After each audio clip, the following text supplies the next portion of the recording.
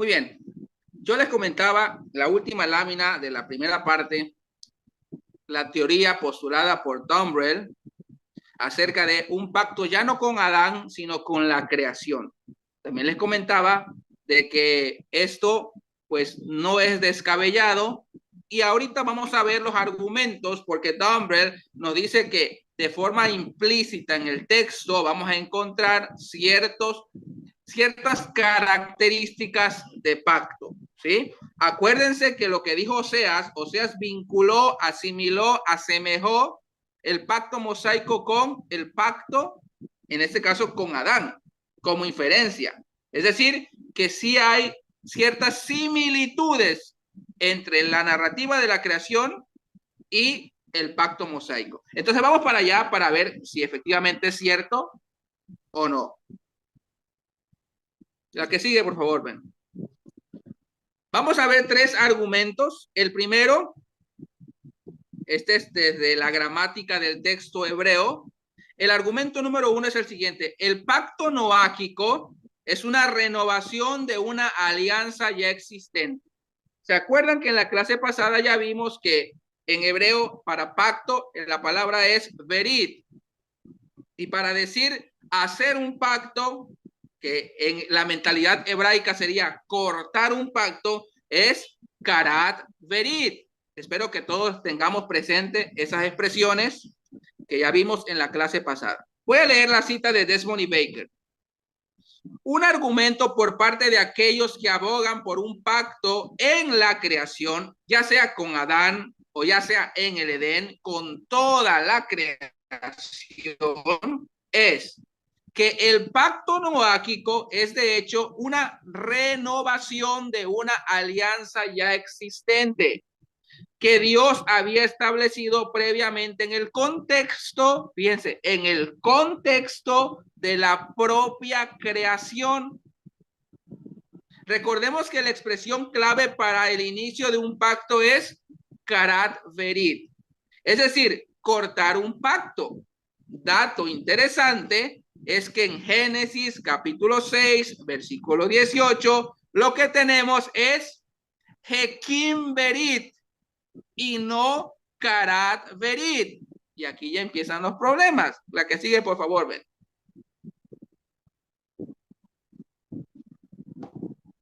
O mejor dicho, lo interesante. Aquí viene lo interesante.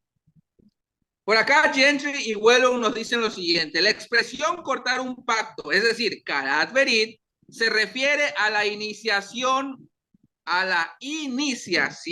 de un pacto.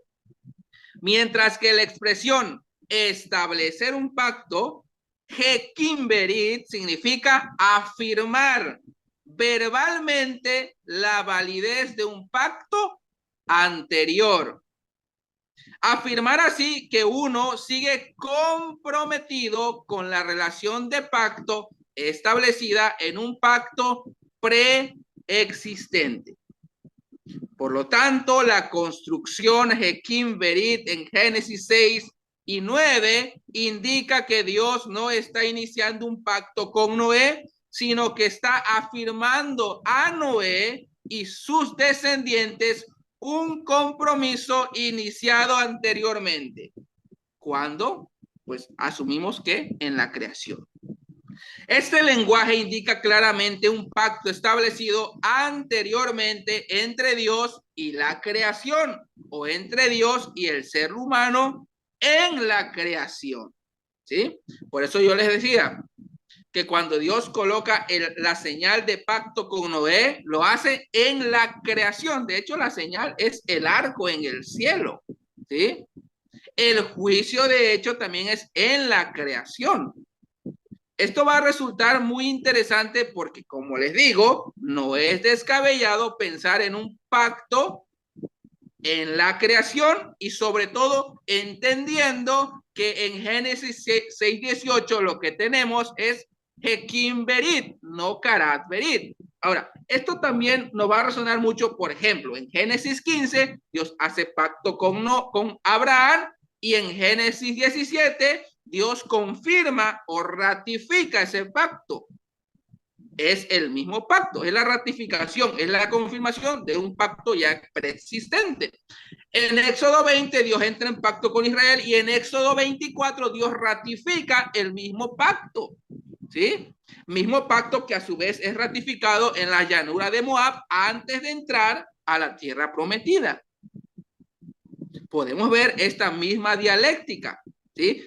Podemos entender entonces que Génesis 6:18 se puede asimilar como una confirmación de un pacto que ya existía entre Dios y la creación. El que sigue, por favor, ven.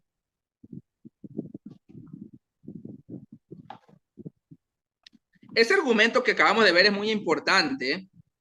Ahora, vamos con el argumento número 2, que tiene que ver con una expresión muy particular, expresión que Dios le da al hombre cuando se lleva a cabo la creación del ser humano. La expresión es imagen y semejanza. Y refleja, es decir, esta expresión refleja un carácter de pacto. Vamos a ver por qué. Primero voy a leer el texto. Fíjense cómo dice. Y dijo Dios, hagamos al hombre a nuestra imagen conforme a nuestra semejanza y señoree en los peces del mar, en las aves de los cielos, en las bestias, en toda la tierra y en todo animal que se arrastra sobre la tierra. El que sigue, por favor, ven.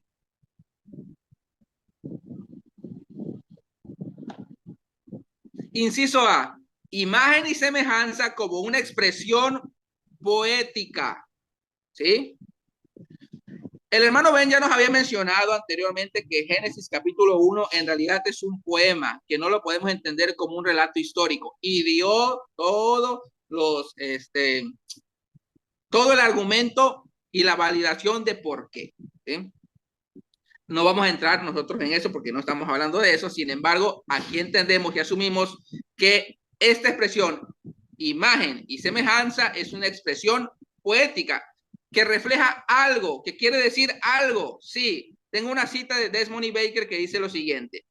Una inscripción bilingüe en asirio y arameo que data del siglo IX antes de Cristo y procede del norte de Siria, incluye estas dos expresiones, imagen y semejanza, que en la versión aramea se deletrea igual que en hebreo. La versión acadia traduce ambos términos con la misma palabra estatua. Por lo tanto, es razonable suponer que el uso hebreo de estos dos vocablos era, al igual que en arameo, una variación estilística empleada para describir la misma cosa. Sería pues una repetición poética que recalca la misma idea. Es decir, al decir a nuestra imagen y conforme a nuestra semejanza, no está hablando de que imagen es una cosa y la semejanza es otra cosa. No, no, no. Al ser una expresión poética, imagen y semejanza, lo único que hacen es reforzar la misma idea. Es reforzar la misma idea. Otra cosa que me parece muy importante es que en acadio, para decir imagen y semejanza, se hace referencia a una estatua. Esto me recuerda, por ejemplo, cuando los jóvenes hebreos se les pide que se tengan que postrar o arrodillarse a una imagen. Entonces, obviamente entendemos que la imagen, y los hebreos entendían que las imágenes no tenían poder. Sin embargo, la estatua representaba a alguien que sí tenía poder y a alguien que efectivamente sí existía. O sea, postrarse ante una imagen era postrarse, sí, representaba postrarse o dar adoración o veneración a quien representaba esa imagen. Ojo, porque esto va a tener teológicamente un peso muy fuerte, porque Dios le está diciendo al hombre que es imagen y semejanza divina. Porque el hombre es representación de alguien, en ese caso, de la deidad. Muy bien, el que sigue, por favor, ven.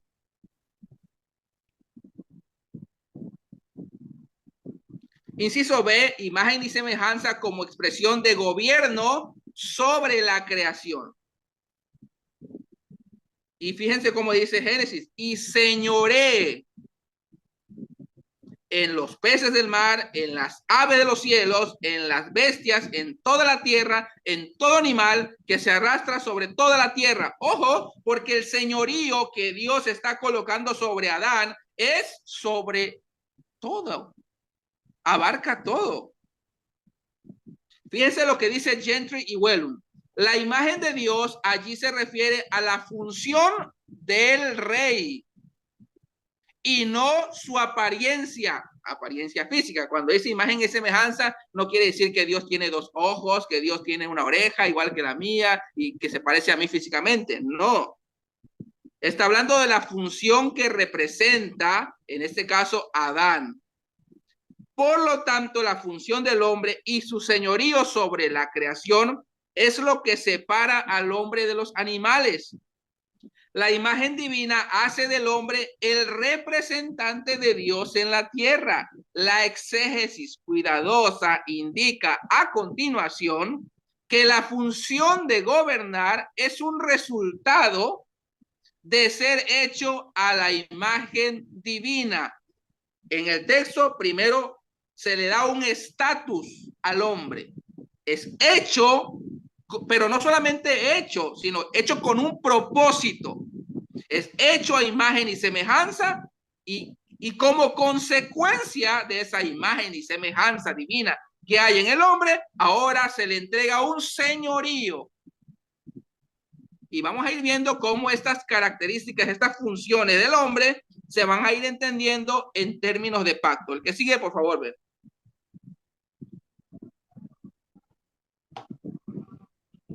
Inciso C, imagen y semejanza como expresión de filiación, es decir, relación entre Dios y el ser humano. Y aquí tengo dos citas de Gentry y Wellum. La cita número 1 dice, la imagen es una capacidad de relacionarse con Dios. La imagen divina significa que Dios puede entablar relaciones personales con el hombre, hablarle y hacer pactos con él. Por eso es que en Génesis capítulo 2 vemos ya al hombre en el huerto conviviendo con Dios, en una relación ya estable con Dios. Cita número 2. El término la imagen de Dios en la cultura y el lenguaje del antiguo Oriente Próximo en el siglo XV antes de Cristo habría comunicado dos ideas principales. Uno, gobierno. Dos, filiación. El rey es la imagen de Dios porque tiene una relación con la deidad como hijo de Dios y una relación con el mundo como gobernante de Dios. En el antiguo Oriente Próximo, y voy a repetir esto, en el antiguo Oriente Próximo, estas características de gobierno y filiación se entendían como relaciones de pacto. ¿Y relaciones de pacto entre quién? Entre Dios y el rey. Porque el rey se entendía también como el representante entre el pueblo y Dios. ¿Y Adán qué era? Era el representante legal entre la creación y Dios. Por lo tanto, el haber sido hecho a imagen y semejanza de Dios, le permitía no solamente tener una función de gobierno sobre la creación, sino que también le permitía tener una filiación cercana a Dios, al punto de que podía habitar o cohabitar en el huerto de Dios, en el lugar sagrado donde Dios estaba. El que sigue, por favor, ven.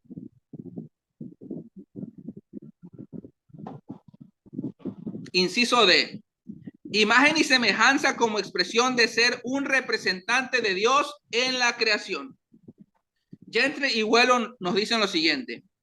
El epíteto o título descriptivo del rey egipcio como una estatua viviente de tal o cual Dios, era algo común en Egipto desde el año 1630 a.C.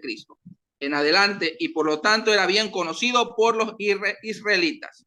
Es decir, que esta expresión imagen y semejanza era una expresión conocida culturalmente por los escritores. Es decir, que el escritor que escribió Génesis colocó esa expresión imagen y semejanza con un propósito especial. Sabía lo que estaba escribiendo. En el pensamiento egipcio, el rey es la imagen de Dios, porque es el hijo de Dios. Y esto se pone aún más interesante, porque esta idea de entender a Adán como hijo de Dios, aún en el Nuevo Testamento lo vamos a encontrar. En el pensamiento egipcio, el rey es la imagen de Dios porque es el hijo de Dios. El énfasis no está en la apariencia física, más bien el comportamiento del rey refleja el comportamiento de Dios. La imagen refleja los rasgos de carácter de Dios. En el antiguo Oriente Próximo, dado que el rey es la estatua viviente de Dios, él representa al Dios en la tierra.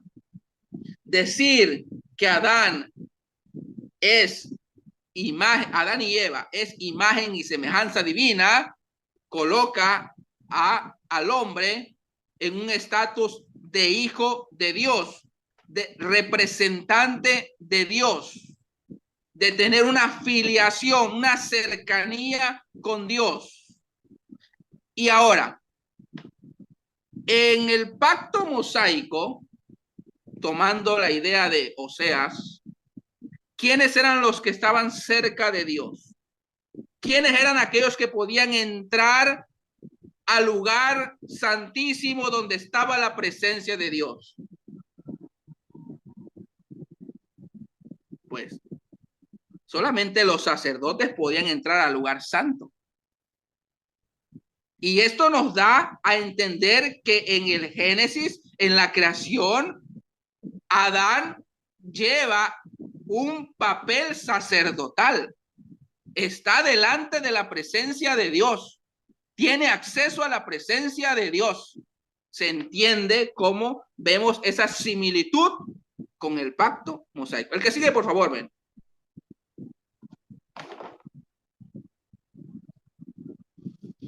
Y aquí entramos al punto que he estado mencionando, entender el jardín del Edén como un santuario, como un lugar sagrado. Génesis capítulo 2, versículo 8 al 17 describe a Adán como una especie de rey, ya eso lo vimos, y como sacerdote que adora en un santuario, es decir, en el jardín. Por eso, y a manera de un pacto, la lealtad estaba implícita en la creación. La lealtad, no la obediencia. Porque en un tratado lo importante no es obedecer por obedecer. O sea, la obediencia es el fruto y la consecuencia de la lealtad a Dios. O sea, Dios al entrar en pacto no demanda obediencia por obediencia. O sea, quiero que me adoren porque yo soy Dios y yo soy el creador. No, eso es tener un mal concepto o malinterpretar totalmente la Biblia. ¿Sí? ¿Existía un elemento condicionante en la relación Dios-hombre? Sí, sí lo existía. Como se mencionaba hace rato, ¿verdad? Un mandamiento o una prescripción de algo que no debían hacer. Mas del árbol de la ciencia del bien y del mal no comerás. Resulta interesante que este mandamiento implicaba la posibilidad de desobediencia y de traición a Dios. Y resulta aún más interesante notar que cuando Adán y Eva desobedecen al mandato divino, Dios los confronta y emite un juicio muy al estilo del pacto mosaico y sus leyes. Por eso, Oseas dice, ellos, cual Adán, traspasaron el pacto. El que sigue, por favor.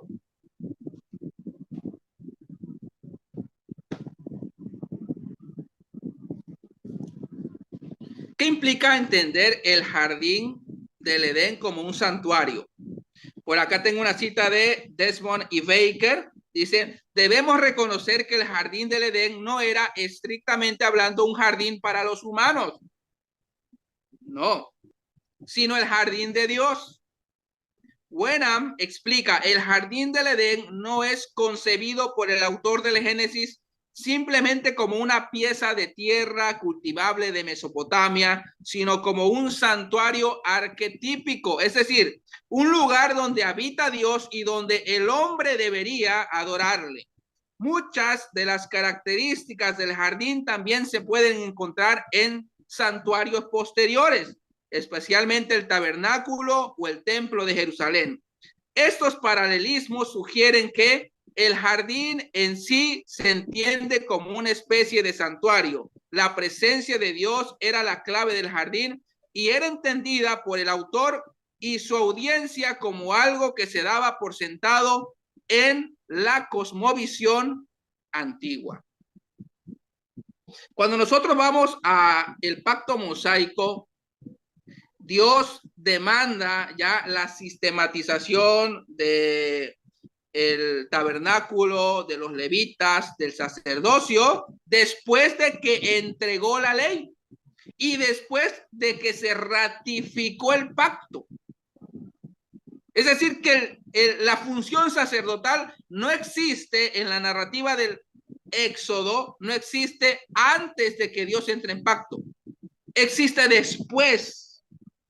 Esto implica de que si Adán ya está en una función de sacerdote, es porque ya hay un pacto establecido.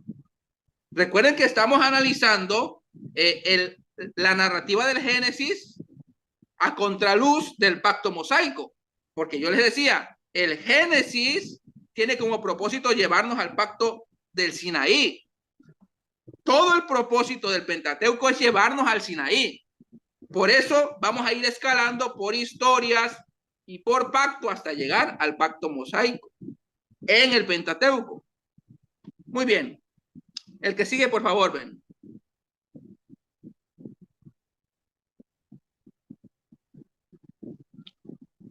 Fíjense que todos los pactos van a tener una señal. El pacto con Noé tiene la señal en el cielo, que es el arco o el arco iris. El pacto con Abraham tiene el mandato o el mandamiento de la circuncisión.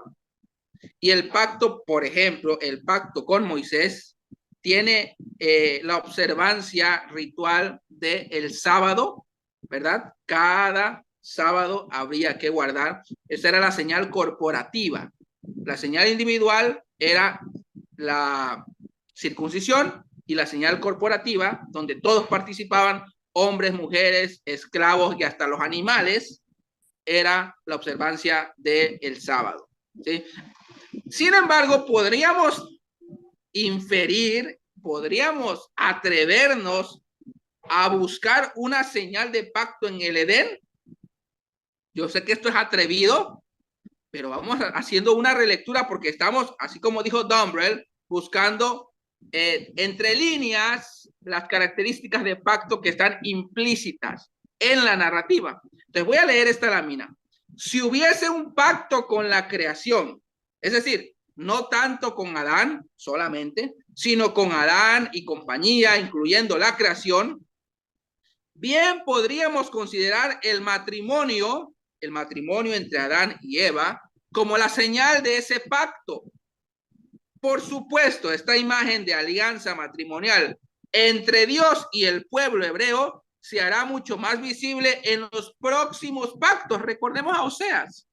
Oseas, de hecho, describe el pacto entre Dios e Israel y coloca a Israel en el papel de una mujer adúltera que estando casada con Dios va detrás de otros dioses. ¿Y qué es lo que sucede en el huerto? Adán y Eva están casados, comprometidos, es la pareja que Dios ha colocado como representantes legales de la deidad en la tierra, y ellos, en lugar de oír la voz de Dios, van detrás de otras voces. Y es allí donde llegamos a la narrativa de la famosísima serpiente que habla, ¿verdad?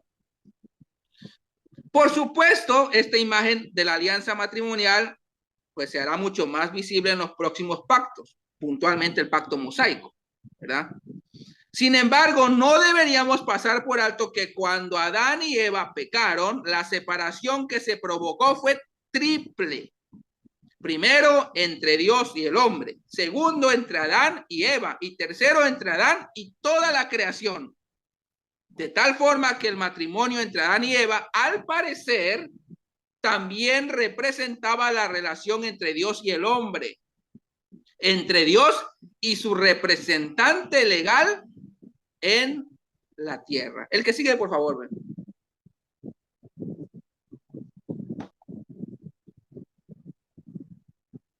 ¿Cuál fue el acto de rebelión en el Edén? Recuerden a Oseas. Dice, Adán traspasó el pacto. ¿Cuándo fue?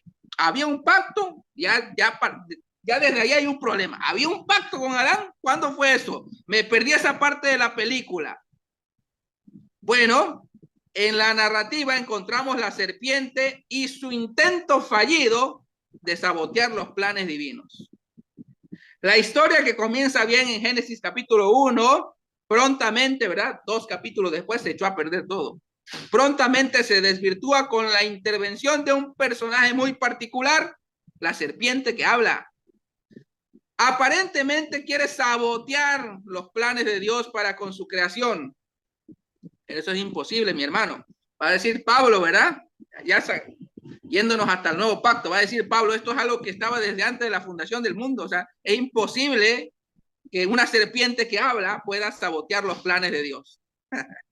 En el capítulo 3 se relata la desobediencia al mandato de todo árbol del huerto podrás comer y etcétera, ¿verdad?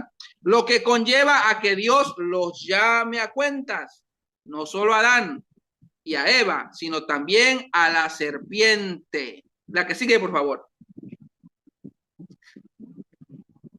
Aquí llegamos a que el acto de rebelión trajo consigo un juicio divino. Y esto nos va a recordar al pacto mosaico, definitivamente que nos va a recordar al pacto mosaico. El pacto mosaico era estipulaciones, si obedeces te va a ir bien y si no va a venir juicio. No solo fue a Adán y Eva, sino también a la serpiente. Y ojo con esto, el juicio no solamente fue también con la serpiente, sino con toda la tierra. Y Jehová Dios dijo a la serpiente, eso está ahí en el capítulo 3, versículo 14, y lo llama a cuenta. Y a la mujer dijo, y también la llamó a cuenta. Y al hombre dijo, y también lo llamó a cuenta. Pero fíjense lo que le dijo al hombre. Por cuanto obedeciste a la voz de tu mujer y comiste del árbol del que te mandé diciendo, no comerás de él, maldita será la tierra por tu causa. Es decir, que el juicio también recae sobre la tierra. Y uno dice, ¿pero qué? ¿Qué tiene que ver la tierra con Adán y Eva? Descabellado no es pensar que había un pacto con la creación. Por eso el diluvio se va a asimilar desde el pacto, desde un concepto de pacto, como un juicio que viene no solamente sobre los descendientes de Adán y Eva y el pecado que había en ellos, sino sobre toda la creación. Al final de cuentas, la creación también viene pagando los platos rotos. El que sigue, por favor, ven.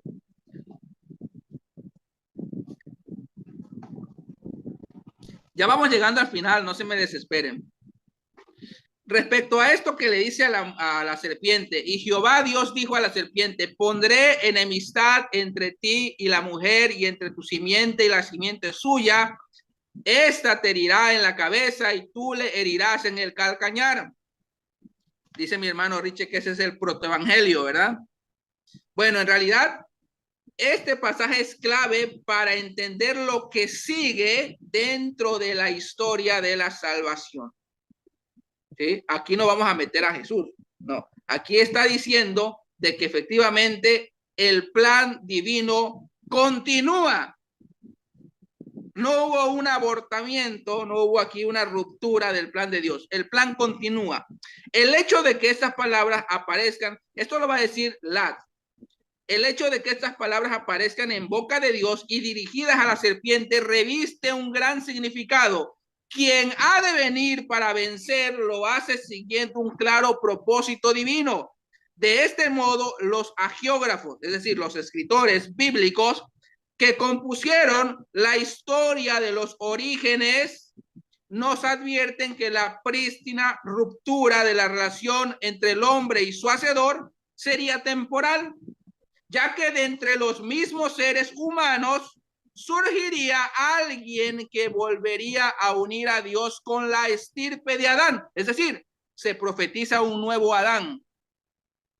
Y no estoy hablando de Jesús. Esto nos lleva al siguiente personaje y al siguiente pacto. Pero eso lo vamos a dejar para la otra clase. La que sigue, por favor, ven. Y con esto vamos a cerrar ya. Voy a cerrar esta segunda parte con una cita de David Chilton. Debemos entender lo siguiente: la creación funge como una plataforma teológica para todos los pactos bíblicos. Así entendamos si hay o no hay un pacto con Adán, si hay o no hay un pacto con la creación misma, la narrativa de la creación es una plataforma teológica para todos los pactos bíblicos. Chilton nos dice, el hecho de que los pactos se hicieran en términos de la creación demuestran que son recreaciones provisionales. Noé va a ser un segundo Adán. Abraham va a ser otro Adán. Moisés va a ser otro Adán. Y así vamos a llegar hasta el último y más importante de todos los Adanes, ¿verdad? Pero eso va a ser más adelante.